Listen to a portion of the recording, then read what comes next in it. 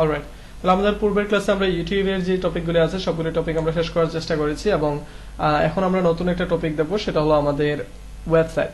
তো একটা ওয়েবসাইট, পূর্ণাঙ্গ একটা ওয়েবসাইট একদম বেসিক থেকে কিভাবে বানাতে হবে এবং একটা ডাইনামিক ওয়েবসাইট কিভাবে বানাতে হবে সেই বিষয়গুলো নিয়ে আমরা আলোচনা করব।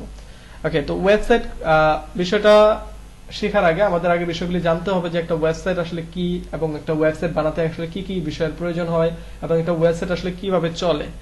ওকে, তো ওয়েবসাইট কি এটা আসলে আমাদের নতুন করে বোঝানোর কিছু নাই, যে কোন একটা সাইট যেটা সারফেসে থাকে এবং এটার ভিতরে কিছু ডাটা থাকে, ওইটা কিছু এলিমেন্ট থাকে এবং কোনো সার্ভিস প্রদান করে বা ওইটা দিয়ে কোনো কিছু প্রসেসিং করা যায়, যেটা এগুলো আমরা নর্মালি দেখে থাকি। তো যদি আমরা কোনো ওয়েবসাইটের এক্সাম্পল হিসাবে ধরি, যেমন facebook.com, youtube.com, আপনারা যেটাতে ক্লাস করছেন meet.google.com, ঠিক আছে, তো এরকম ওয়েবসাইট হতে পারে। ওকে, তো এগুলো নর্মালি ওয়েবসাইট হয় এবং একটা ওয়েবসাইট বানাতে গেলে আমাদের প্রথমত দুইটা বিষয়ের প্রয়োজন হয়। আমাদের একটা ওয়েবসাইট বানাতে গেলে প্রথমত আমাদের দুইটা বিষয়ের প্রয়োজন হয়, এক হলো ডোমেইন আর একটা হলো হোস্টিং। ওকে, তো ডোমেইন হোস্টিং দুইটা আলাদা আলাদা বিষয়, কিন্তু দুইটা একসাথে না হলে আপনার একটা ওয়েবসাইট রান হবে না। ডোমেইন হোস্টিং আলাদা আলাদা বিষয়, কিন্তু দুইটা বিষয় ছাড়া আপনার ওয়েবসাইটটা রান করা সম্ভব হবে না। ওকে, তাহলে আমরা একটু ডোমেইন হোস্টিং এই দুইটা বিষয়কে একটু বুঝে আসি বা দুইটা বিষয়কে একটু দেখে আসি। আমরা একটু ওটুটোতে চলে যাচ্ছি।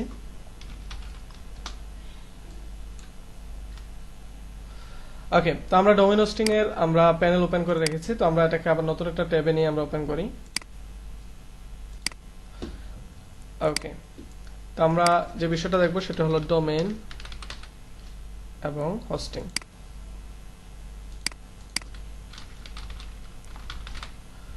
ওকে, এই দুটো বিষয় আমরা দেখব। ওকে, তাহলে আমাদের যে ডোমেইনের বিষয়টা আছে সেটা সম্পর্কে একটু দেখে আসি যে আসলে ডোমেইনটা কি। তো ডোমেইনটা মানে হলো নেম অ্যাড্রেস, ঠিক আছে। ডোমেইনটা একদম সরাসরি শুনতে গেলে বা বুঝতে গেলে হলো অ্যাড্রেস। এটা হলো যে কোনো একটা নির্দিষ্ট জায়গাকে লোকেট করবে, ঠিক আছে। এটা আমরা যেমন facebook.com দেখে থাকি, আমরা youtube.com দেখে থাকি, সেটাই হলো ডোমেইন।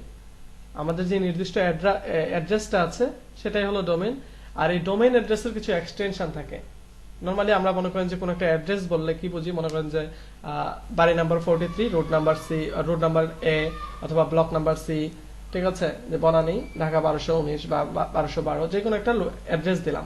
তাহলে ওই অ্যাড্রেসটা নরমালি ডিফাইন করা থাকে, ঠিক আছে। ওই অ্যাড্রেসটা জাস্ট ডিফাইন করা থাকে এবং কেউ চাইলে ওই অ্যাড্রেসটা ধরে কোনো একটা নির্দিষ্ট জায়গায় যেতে পারে। তো ঠিক ডোমেইনটাও এরকম, যে ডোমেইনটা হলো নির্দিষ্ট একটা অ্যাড্রেস, এখানে আসলে লোকেট করা থাকে কিছু, এবং ওই অ্যাড্রেসের মাধ্যমে মানুষ কোনো একটা নির্দিষ্ট লোকেশনে যেতে পারে। সরি, তো ওই যেই অ্যাড্রেসটাতে যাবে বা যেই অ্যাড্রেসটাতে যেই বিষয়টা অবস্থান করছে সেটাই হলো হোস্টিংটা। যেই অবস্থানটাতে বা যেই লোকেশনটাতে যেই বিষয়টা অবস্থান করছে সেটা হলো হোস্টিংটা। তো এটা আমরা একটু সহজভাবে বোঝাতে গেলে ডোমেইনটা হলো কোনো একটা নির্দিষ্ট অ্যাড্রেস, যেমন facebook.com, youtube.com এবং prothomalo.com, bikro.com, এই প্রত্যেকটা নামই হলো একটা একটা ডোমেইন। এবং ওই ডোমেইনটার ভিতরে যে বিষয়টা থাকবে সেটা হলো হোস্টিং। ডোমেইনটার ভিতরে বা ডোমেইনটা যে এলিমেন্টগুলি আছে, ডোমেইনের যে এলিমেন্টগুলি আছে, এগুলি আপনার হোস্টিং এ থাকবে। যেমন একটা facebook.com এ মনে করেন যে আপনি ব্রাউজ করলেন, তাহলে facebook.com লিখলে এটা ডোমেইনটা লিখলেন এবং যখন হিট করলেন তখন কি করলো, সে আপনার সামনে কিছু ইমেজ, কিছু টেক্সট, কিছু এলিমেন্ট আপনার সামনে শো করলো। এখন ওই টেক্সট, এলিমেন্ট, ওই ইমেজগুলি যে জায়গাতে সংরক্ষিত আছে সেটাই হলো হোস্টিং। যে জায়গাতে সংরক্ষণ করা আছে সেটাই হলো হোস্টিং। যেমন আপনি মনে যে বনানীর কোন একটা বাড়িতে গেলেন, ওই বনানীর বাড়ির যে অ্যাড্রেসটা আছে সেটা হলো ডোমেইন আর ওই বাড়িটা হলো হোস্টিং। বিষয়টা কি ক্লিয়ার? অনেকগুলি কথা বলতে হয়তো বা বিষয়টা কমপ্লেক্স লাগতেছে, বাট বিষয়টা একদম সহজ একটা বিষয়। আপনারা মাথার ভিতর ক্লিয়ারলি নেওয়ার চেষ্টা করেন যে ডোমেইনটা হলো কোন একটা অ্যাড্রেস, আর ওই অ্যাড্রেসের ভিতরে যে জিনিসটা অবস্থান করছে বা ওই অ্যাড্রেসটার যে এলিমেন্টগুলি আছে সেই এলিমেন্টগুলি হোস্টিং এ সংরক্ষিত থাকবে। ওকে, তো এখানে আমরা হোস্টিংটাও বুঝে নিলাম, হোস্টিং এর যে বিষয়টা। তার মানে আমরা চাইলেই, আমরা যদি শুধুমাত্র ডোমেইন থাকে আমাদের কাছে, তাহলে কেউ যদি ওই ডোমেইন অ্যাড্রেসে যায় তাহলে কি কিছু পাবে? যদি কোনো হোস্টিং কানেক্ট না করা থাকে কিছুই পাবে না, ঠিক আছে। বাট আমাদের কাছে শুধু হোস্টিং আছে, বাট ওখানে হোস্টিং এ যাওয়ার মতো কোনো ডোমেইন নেই বা কোনো অ্যাড্রেস নাই, তাহলে কি পাবে সেটা? ওকে, তাহলে আমরা একটা ডোমেইন দিয়ে কি করব, একটা হোস্টিং কে অ্যাক্সেস করব এবং হোস্টিং এর ভিতরে যে যে এলিমেন্টগুলি থাকবে ওই এলিমেন্টগুলি আমাদের সামনে প্রদর্শিত হবে। তার মানে আমরা যখন facebook.com লিখে সার্চ করি তাহলে সরাসরি কি করে, facebook.com এই ডোমেইনটা কি করে, সরাসরি ফেসবুকের .com এর সাথে যে হোস্টিংটা কানেক্ট করা আছে সে সরাসরি ওই হোস্টিং এ হিট করে এবং হোস্টিং থেকে যে এলিমেন্টগুলি আছে সেই এলিমেন্টগুলি আমাদের সামনে প্রদর্শন করে। ওকে, এবার একটা হোস্টিং এর ভিতরে আসলে সবগুলি বিষয় থেকে থাকবে, আমাদের ডোমেইনের ভিতরে কোনো কাজই নাই, নরমালি হোস্টিং এর ভিতরে সবগুলি কাজ হয়ে থাকে। যেমন আপনার ওয়েবসাইটটা ডিজাইন করা, ওখানে কোনো একটা ইমেজ রাখা, ঠিক আছে, যেমন আপনার বাড়িটা সাজানো, মোট কথা আপনার বাড়িটা সাজানো, আমরা তো বলেছিলাম যে বাড়ির যে অ্যাড্রেসটা আছে সেটা হলো ডোমেইন আর ওই বাড়িটাই হলো হোস্টিং। এবার বাড়িটা কিন্তু সাজাবে আমরা কিন্তু অ্যাড্রেসটা সাজাই না, আমরা সাজাই বাড়িটা। যেমন বাড়ির সামনে একটা গেট দিলাম, বাড়িটাকে স্ট্রাকচারটা কেমন হবে বা এটা কয়তলা বিল্ডিং হবে এগুলো আমরা সাজাই। তো নরমালি আমাদের ওয়েবসাইটটা যে সাজাবো ওইটাও সাজাবো আমাদের হোস্টিং এর ভিতরে, আমাদের হোস্টিং এর ভিতরে সাজাবো যে ওয়েবসাইটের কোথায় লোগো থাকবে, কোথায় টেক্সট থাকবে বা কোথায় একটা স্লাইডার থাকবে, এগুলো আমরা নরমালি হোস্টিং এর ভিতরে সাজাবো। ওকে, তো ডোমেইন এবং হোস্টিং এই দুটার ভিতরে কারো কোনো প্রশ্ন আছে?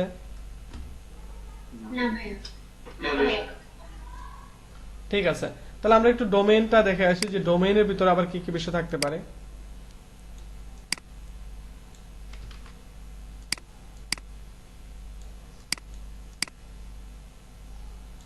হ্যাঁ, সেটা আমাকে বিরক্ত করছে। ওকে, আমরা ডোমেইনের ভিতরে কি কি বিষয় থাকতে পারে সেগুলো একটু দেখে নেই।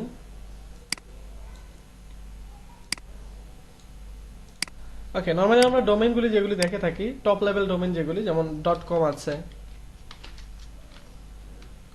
.org আছে, .net আছে, .edu আছে, আরো অনেক ডোমেইন এক্সটেনশন আছে, আমরা খুঁজলে আরো অনেক ডোমেইন এক্সটেনশন আমরা খুঁজে পাবো। ঠিক আছে, তো আমরা এখানে কয়েকটা ডোমেইন এক্সটেনশন লিখলাম এবং আমরা যে কান্ট্রি যে এক্সটেনশনগুলি আছে সেই এক্সটেনশনগুলি দেখে আসি। যেমন .bd আছে, ঠিক আছে, এগুলো হলো কান্ট্রি এক্সটেনশন। এই কান্ট্রি এক্সটেনশনগুলি আলাদা আলাদা কান্ট্রির জন্য আলাদা আলাদা হতে পারে।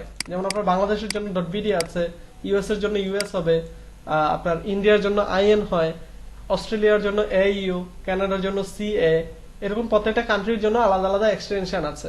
আমাদের বাংলাদেশের এক্সটেনশন কি? .bd। ওকে, তো এখানে এই যে অপশনগুলি দেখতে পাচ্ছি, আমরা যে ডোমেইনের যে বিষয়গুলি দেখতে পাচ্ছি এগুলো হলো এক্সটেনশন, এগুলিকে বলে ডোমেইন এক্সটেনশন, মানে ডোমেইনের শেষের দিকে থেকে থাকে। ডোমেইন তো আমাদের নেমের অ্যাড্রেসটা এবং ওই অ্যাড্রেসের শেষের দিকে এই বিষয়গুলি থেকে থাকে। যেমন প্রথম আলো .com, প্রথম আলো .org, প্রথম আলো .net এরকম হতে পারতো। ঠিক আছে, এখন এখানে এগুলি আসলে ক্যাটাগরাইজ হয়ে থাকে। যেমন .com আসলে সবগুলির ক্ষেত্রে নরমালি ইউজ করা যায়, .org কোন একটা অর্গানাইজেশনের ক্ষেত্রে, .net কোন নেটওয়ার্ক সম্বলিত কোনো কান্ট্রি বা কোনো একটা কোম্পানির সাথে, edu কোনো শিক্ষা প্রতিষ্ঠান, bd কোন নির্দিষ্ট কান্ট্রিকে লোকেট করে বা ওই কান্ট্রির কোনো ওয়েবসাইট বোঝাতে। তাহলে এই বিষয়গুলি নরমালি ক্যাটাগরাইজ হয়ে থাকে। এইসব অসংখ্য আপনার এই ডোমেইন এক্সটেনশন আছে, আপনারা চাইলে যে কোনো ডোমেইন এক্সটেনশন ইউজ করতে পারেন, বাট আমি সাজেস্ট করি টপ লেভেল যে এক্সটেনশনগুলি আছে সেগুলো ইউজ করতে, মানে যেগুলি পপুলার সেই এক্সটেনশনগুলি ইউজ করতে। তো নরমালি আমরা কোন এক্সটেনশনকে সবচেয়ে বেশি দেখে থাকি? .comটাকে আমরা নরমালি একটু বেশি দেখে থাকি এবং .comটা একটু বেশি পপুলার। তো আমরা চেষ্টা করব .com এক্সটেনশনটা নেওয়ার জন্য। ওকে, তাহলে এই এক্সটেনশনটা আসলে কি করতে হবে? আমাদের কিনতে হবে। এই এক্সটেনশনটা আমাদের কিনতে হবে, ডোমেইনের সাথে যে এক্সটেনশনগুলো আছে এগুলো আমাদের কিনতে হবে। যেমন আমাদের এক্সটেনশনটা এমন এখানে হতে পারে যে বাংলাদেশ,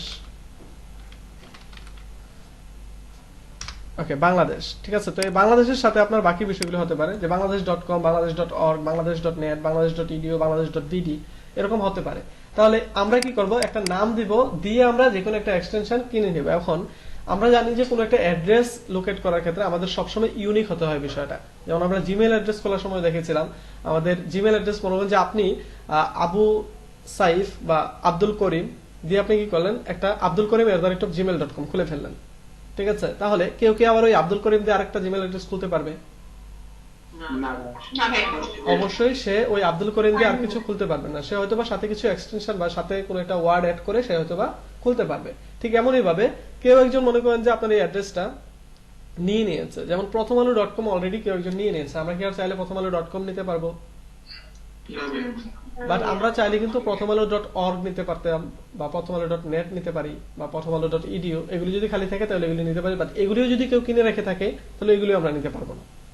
ওকে, তাহলে সরাসরি আমরা কি করতে পারি, কোন একটা এক্সটেনশন লেখে আমরা সার্চ করতে পারি গুগলে, এবং গুগলে বলতে আমরা বিভিন্ন টুল দেখবো বা বিভিন্ন ওয়েবসাইট দেখবো যেগুলো থেকে আমরা যে ডোমেইনগুলো আছে সেগুলি পারচেজ করতে পারি, সেগুলি দেখে নিব। তো ওইখান থেকে আমরা কি করতে পারবো, ওকে, সেগুলি থেকে আমরা কি করতে পারি, আমরা ডোমেন নামগুলি কিনতে পারি, আমরা ডোমেন এক্সটেনশনগুলি কিনতে পারি বা ডোমেন নেমগুলি আছে এগুলো আমরা কিনতে পারি। তো এখানে আমাদের অবশ্যই বিষয়টা ইউনিক হতে হবে এবং আমাদের দেখতে হবে যে এই যে নামটা আমরা খুঁজছি এই নামটা আমাদের অ্যাভেলেবেল আছে কিনা, যে নামটা আমরা খুঁজতেছি ওই নামটা অ্যাভেলেবেল আছে কিনা। এবং এই ডোমেন নামগুলি কেনার জন্য আমরা ইন্টারন্যাশনাল বিভিন্ন ওয়েবসাইট আছে এগুলি ইউজ করতে পারি, আমাদের বাংলাদেশে অনেক ডোমেন হোস্টিং প্রোভাইডার আছে তাদের থেকেও নিতে পারি। তখন ডোমেন হোস্টিং ইন্টারন্যাশনালি নেওয়া এবং বাংলাদেশে নেওয়ার ভিতরে কিছু পার্থক্য থেকে যায়। যেমন ইন্টারন্যাশনাল যে ডোমেন হোস্টিং কোম্পানিগুলি আছে তারা তাদের যে ওয়েবসাইটগুলি আছে নরমালি ওগুলি নরমালি ডাউন হয় না, মানে কোনো সময়ের জন্য নরমালি বন্ধ হয় না। আবার তাদের স্পিডটা বা ওদের সার্ভারের স্পিডটা সবসময় অনেক বেশি থাকে। আর বাংলাদেশি যে যারা আছেন তারা যদিও নরমালি ইন্টারন্যাশনাল হোস্টিং ইউজ করে থাকেন কিন্তু তারা ইউজ করেন রিসেলার হয়ে, তারা অন্যান্যদের কাছ থেকে কিনে তারপর তারা ইউজ করে থাকেন। তো পার্থক্য বা এখানে আসলে অসুবিধার বা সুবিধার কথায় যদি আসি তাহলে ইন্টারন্যাশনাল সুবিধা হলো স্পিড ভালো থাকবে বা ওদের সাথে আপনার যে সার্ভারটা আছে সেটা অল টাইম আপ থাকবে এরকম কিছু। আর বাংলাদেশিদের ক্ষেত্রে অসুবিধা হলো তাদের সার্ভার অনেক সময় ডাউন হয়ে যায় অথবা তাদের সার্ভারে বা স্পিডটা খুব একটা ভালো থাকে না, যে তারা যেহেতু শেয়ার বা একসাথে অনেকগুলি ড্রাইভকে একসাথে ইউজ করে। আর সুবিধার ভিতরে এটাই আছে যে আপনি তাদেরকে বাংলা টাকায় পেমেন্ট করতে পারবেন, বাংলাদেশি পেমেন্ট গেটওয়েগুলির মাধ্যমে পেমেন্ট করতে পারবেন, তাদের সাথে বাংলায় কথা বলতে পারবেন। জাস্ট এতটুকুই সুবিধার ভিতরে, আর এক্সট্রা কোনো বিষয় নেই। ঠিক আছে, তো আপনারা চাইলে ইন্টারন্যাশনাল এবং বাংলাদেশি যে কোনোটা ইউজ করতে পারেন। তো আমরা একটু ইন্টারন্যাশনাল কয়েকটা ডোমেন হোস্টিং প্রোভাইডার কোম্পানি দেখে নেই। যেমন এখানে থাকতে পারে গোডেডি, থাকতে পারে আপনার নেমচিপ, থাকতে পারে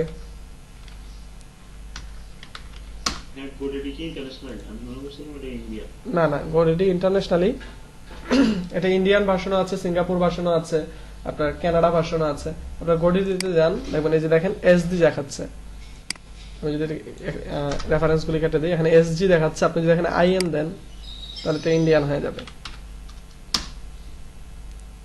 আইএন দিলে দেখেন এটা ইন্ডিয়ান হয়ে গিয়েছে, এই যে ধনী রেড এসেছে। ঠিক আছে, তখন এটা যখন এসজি দিবেন তখন আবার এটা সিঙ্গাপুর হয়ে যাবে, যেটা নিচে দেখাচ্ছে গোডিডি ইন্ডিয়া, গোডিডি এসজি দিলে এটা সিঙ্গাপুর হয়ে যাবে। ওকে, ওয়েস্টার যে কোনো কান্ট্রির হতে পারে বাট এটা গ্লোবালি ওদের সার্ভিস দিয়ে থাকে। ওকে, তাহলে আমরা কি করতে পারি, নরমালি এই গোডিডিতে গিয়েও আমরা চাইলে যে কোনো কিছু পারচেজ করতে পারি। ওকে, তো আমরা এখানে এছাড়া আমাদের হোস্ট গেটর আছে, হোস্ট গেটর থেকে আমরা নিতে পারি। এছাড়া আরো অনেকগুলো ওয়েবসাইট আছে, আমি সবগুলো আসলে দেখাচ্ছি না কারণ আপনারা তো সবগুলো থেকে কিনবেন না। এছাড়া হোস্টিংগারও আছে, হোস্টিংগার থেকে আপনারা কম দামে নিতে পারেন। তো এই ওয়েবসাইটগুলো থেকে কি করবেন, আপনারা ডোমেন হোস্টিং পারচেজ করতে পারবেন। তো ডোমেন কেনার জন্য আপনারা কি করবেন, জাস্ট এখানে সার্চ করবেন, যেমন আপনি সার্চ করলেন যে প্রথমআলো.com। ওকে, প্রথমআলো.com সার্চ করছি, তো দেখা যাচ্ছে প্রথমআলো.com ইজ টেকেন। তাহলে প্রথম আলোজ.com এটা নিতে পারবো আমি, দেখাচ্ছে। ঠিক আছে, প্রথম আলো home.xyz নিতে পারবো, প্রথম আলো.site, ঠিক আছে, প্রথম মাইল এগুলি নিতে পারবো। ঠিক আছে, তো এগুলি আমরা চাইলে কিনতে পারি, কিন্তু আমাদের যে এক্সটেনশনটা আছে বা যে নামটা আছে এটা আমরা পাইনি। তো এখানে আমরা যে কোনো কিছু একটা সার্চ দিই, যেমন কিছু একটা লিখে সার্চ করি, কিছু একটা .com। ওকে, তাহলে দেখা যাচ্ছে কিছু একটা .com এটা খালি আছে, আমরা চাইলে কিছু একটা .com এটা কিনতে পারবো। এগুলো আপনার বাংলাদেশি হোস্টিং কোম্পানিগুলি থেকেও, হ্যাঁ ইন্ডিয়ান রুপিতে দেখাইতেছে। আপনারা এটা ডলার করে নিতে পারবেন। আপনারা এখানে সাইন ইন করবেন, সাইন ইন করে ওটাকে আপনারা বিলিং যেটা আছে অ্যাকাউন্ট সেটিং থেকে আপনারা এটা ডলার করে দিবেন। এটা হলো যে আপনার আইপিটা ট্রেস করে আপনার পার্শ্ববর্তী যেই ওদের যে সার্ভিসটা আছে ওই সার্ভিসটা আপনার সামনে দেখাচ্ছে। ঠিক আছে, ওকে, আপনারা এটাকে করে নিতে পারেন, অথবা এখান থেকে না নিয়ে আপনারা কি করতে পারেন, নেমচিপ থেকে নিতে পারেন। নেমচিপে যদি দেই কিছু একটা,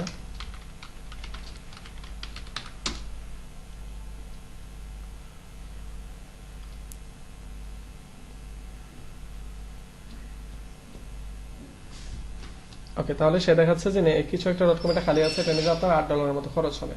ঠিক আছে, তো আপনি এগুলি চাইলে বাংলাদেশি কোনো ওয়েবসাইট থেকেও আপনি এগুলি পারচেজ করতে পারেন। ওকে, এইগুলো আমাদের ডোমেনের বিষয়টা। তো ডোমেনে আরো কিছু বিষয় আছে, যেমন ডোমেনে যে বিষয়টা আছে সেটা হলো সাব ডোমেন একটা বিষয় আছে। সাব ডোমেন এক বছরের জন্য। ওকে, তো মনে করেন যে বুঝিনি বিকাশ বা বাংলা টাকা নিয়ে যাবে তো সিস্টেম আছে কি? জি, ওই যে বাংলাদেশি হোস্টিং গুলো ইউজ করতে হবে, বাংলাদেশের যে হোস্টিং প্রোভাইডার আছে তাদের কাছ থেকে নিতে হবে, এটা তো অলরেডি বললাম। ওকে, তো আমরা এখানে যে আমাদের যে ডোমেন হোস্টিং ডোমেনের যে বিষয়টা আছে, এখানে আমরা নরমালি যে বাংলাদেশ.org এটা একটা ওয়েবসাইট। এখন আমাদের বাংলাদেশের সামনে যদি কোনো সাব ডোমেন আমরা লাগাতে চাই, যেমন মনে হয় যে এখানে সাব লাগালাম, sub.bangladesh.org, ঠিক আছে, তাহলে কি হবে, এটা একটা সাব ডোমেন হয়ে যাবে। এখন আমরা যেটাতে ক্লাস করছি একটু দেখি তো, এটা কি আমাদের অরিজিনাল ডোমেন নাকি এটা একটা সাব ডোমেন? ডোমেন। কিভাবে বুঝলাম এটা সাব ডোমেন? হ্যাঁ, গুগল ডোমেন আর গুগলের সাবডোমেন গুগল। অলরাইট, তাহলে এখানে মেইন ডোমেনটা হলো google.com এবং এই google.com এর একটা সাব ডোমেন হলো meet.google.com। তাহলে আমরা একটা ডোমেন কিনে ওটার ইচ্ছা মতো আমরা সাব ডোমেন বানাতে পারি এবং প্রত্যেকটা সাব ডোমেনে আমরা আলাদা আলাদা ওয়েবসাইট রান করতে পারবো। তাহলে এই সাব ডোমেন যেমন in.godaddy.com, ওটার ভিতরে ইন্ডিয়ার সাইটটা লোড হচ্ছে, এবং sg.godaddy.com মানে সিঙ্গাপুরের সাইটটা ওখানে লোড হচ্ছে। তাহলে আমরা মনে করেন যে একটা সাইট বানালাম যে কিছু একটা .com, ঠিক আছে, তাহলে কিছু একটা .com এর সামনে যদি আমরা বিডি দেই, তাহলে কি বাংলাদেশি সাইটটা ওখানে লোড করতে পারবো না আমরা? অথবা আমি যদি দেই যে সব ডট কিছু একটা .com, তাহলে ওই সব ডট কিছু একটা .com এর ভিতরে আমরা একটা ই-কমার্স ওয়েবসাইট লোড করতে পারবো না? জি ভাই। খুব সহজে আমরা ওই কাজটা করতে পারবো। ওকে, তাহলে ডোমেন এবং সাব ডোমেন এবং ডোমেনগুলি কিভাবে হয়ে থাকে, ডোমেন এক্সটেনশন কি এবং ডোমেনটা আসলে কি, এগুলি আমরা বুঝতে পেরেছি। জি ভাইয়া। অলরাইট,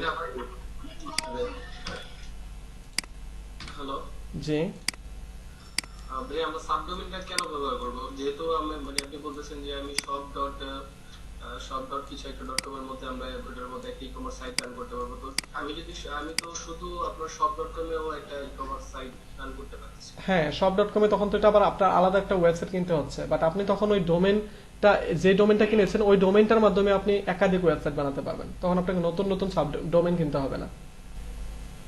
আপনার একটা ডোমেনে সাব ডোমেন ক্রিয়েট করে আপনাকে ওই হোস্টিং এর ভিতরে আপনি একাধিক ওয়েবসাইট বানাতে পারবেন। আচ্ছা ভাই, আমি একটা ডোমেইন মানে কিভাবে ব্যবহার করতে পারবো, অথবা কয় জায়গায় ব্যবহার করতে পারবো, কয়েকটা একটা ডোমেইনতে কয়টা সাইট বানাতে পারবো এমন কিছু? একটা ডোমেনে আপনার মেইন ডোমেনে আপনার একটা সাইটে রান করতে পারবেন, বাট সাব ডোমেন ক্রিয়েট করে আপনি একাধিক সাইট বানাতে পারবেন। আমি যে সাবডোমেইন যে ক্রিয়েট করবো এটার জন্য কি আলাদাভাবে পে করতে হবে? না না, আলাদা কোনো পে করতে হবে না, আপনার ওই হোস্টিং কোম্পানি থেকে আপনার অ্যালাউন্স থাকলেই হবে যে আপনি ক্রিয়েট করতে পারবেন।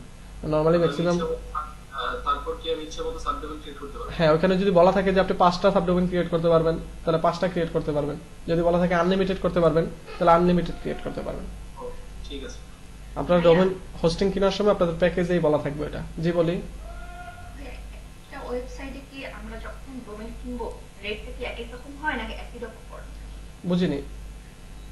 মানে আমরা যখন ডোমেইন কিনবো বিভিন্ন ওয়েবসাইট থেকে, আচ্ছা, এটা আসলে কম বেশি হয়ে থাকে। কোনো ওয়েবসাইটে কোনো বিভিন্ন নির্দিষ্ট কোনো ওয়েবসাইটে দেখা যাচ্ছে এটা অনেক সময় ফিক্স থাকে, কোনো ওয়েবসাইটে অফার থাকে, কোনো ওয়েবসাইটে বেশি থাকে, কোনো ওয়েবসাইটে কম থাকে, এটা ভেরি করে।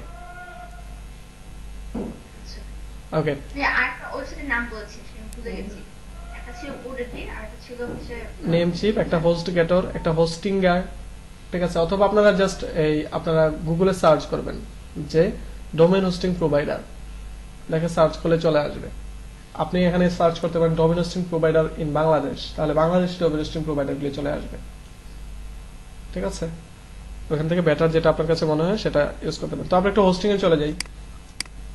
আচ্ছা ভাই, আপনার আমি যে এক বছর পর এই ডোমেইনটার কি হবে?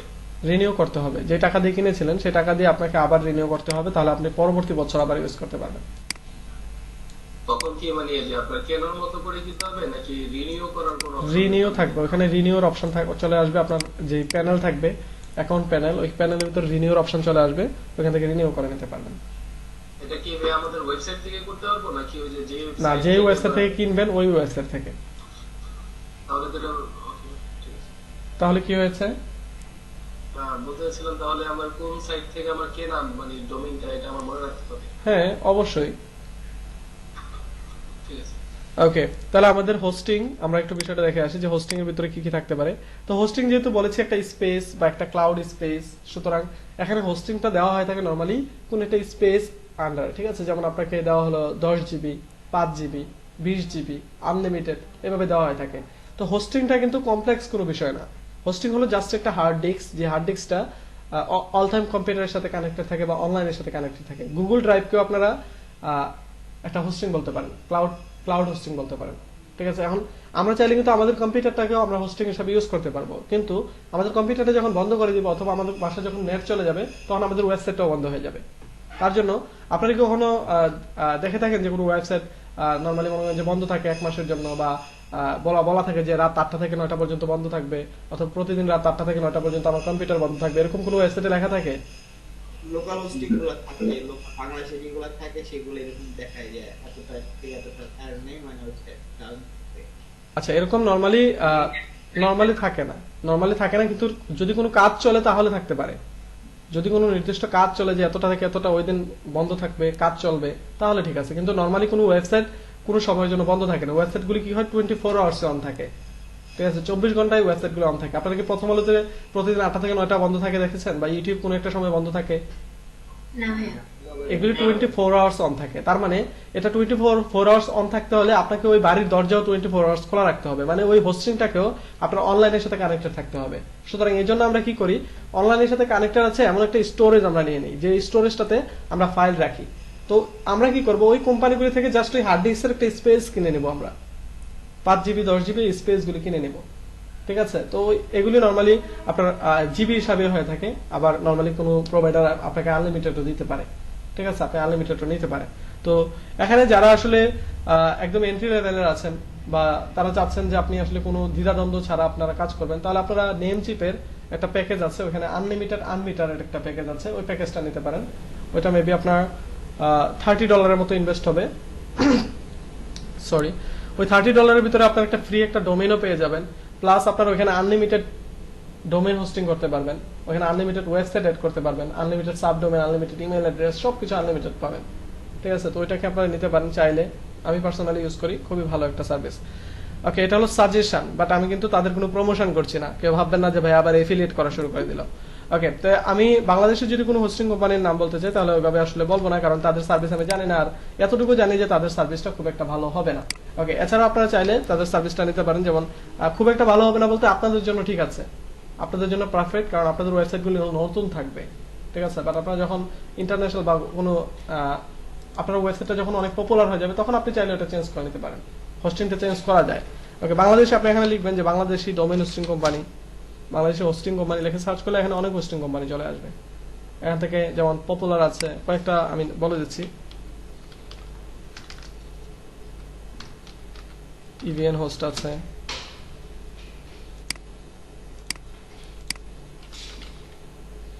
ডায়না হোস্ট আছে,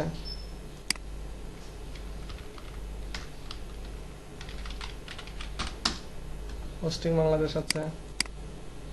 বাংলাদেশে এগুলো তো সব রিসেলার, তাই না? হ্যাঁ, ম্যাক্সিমাম গুলো এটা। তাহলে বাংলাদেশে কোনো ক্লাউড কম্পিউটিং সার্ভার আছে, ব্যবসা পরিচালনা করছে, আমার খুব একটা জানা নেই। ওকে, পুতুল হোস্ট আছে, এটা থেকে আমি কিছুদিন ইউজ করেছিলাম, তাদের এখানে অনেক কম দামে হ্যাঁ, এদের আসলে কম দামে অনেক ভালো একটা সার্ভিস পাওয়া যায়, মানে বাংলাদেশের তুলনায় আর কি কম দামে ভালো সার্ভিস পাওয়া যায়। হ্যাঁ, ইনস্ট্যান্ট রিপ্লাই করে, মানে সমাধানটা খুব দ্রুত দেয়। তো এইগুলি সার্ভিসগুলো আপনারা ইউজ করতে পারেন। তো পুতুলের যেটা বললাম, এটা হলো তাদের একটু কম দামে দিয়ে থাকে, ঠিক আছে। যেমন আপনার XYZ ডোমেইন মাত্র 99 টাকা দেখেন, এবং .com ডোমেইন 70 টাকা ছিল ভাই, এই 2 দিন হলো আবার 99%। হ্যাঁ, এটা আসলে কম বেশি হয়ে থাকে, ঠিক আছে। তো আপনারা এগুলি তাদের প্যাকেজগুলো নিতে পারেন। হোস্টিং এ গিয়ে আপনারা শেয়ার্ড হোস্টিং এ যেতে পারেন, শেয়ার্ড হোস্টিং গুলি আপনারা নিতে পারেন। তো এই যে লিনাক্স এবং শেয়ার্ড হোস্টিং, তো শেয়ার্ড হোস্টিং এবং ডেডিকেটেড হোস্টিং সম্পর্কে আমরা একটু দেখে নিই যে ডেডিকেটেড হোস্টিং কি এবং শেয়ার্ড হোস্টিং কি, ঠিক আছে। ডেডিকেটেড হোস্টিং হলো আপনার জন্য নির্দিষ্ট কোনো একটা হার্ড ডিস্ক এবং নির্দিষ্ট একটা কম্পিউটার শুধু আপনার জন্য বরাদ্দ থাকবে। আর শেয়ার্ড হোস্টিং হলো কোনো একটা হার্ড ডিস্ক থেকে আপনাকে দিবে 5 জিবি, আরেকজনকে দিবে 10 জিবি, আরেকজনকে 25 জিবি, এভাবে ভাগ করে দেবে। তাহলে কোনটার দাম বেশি হওয়া উচিত?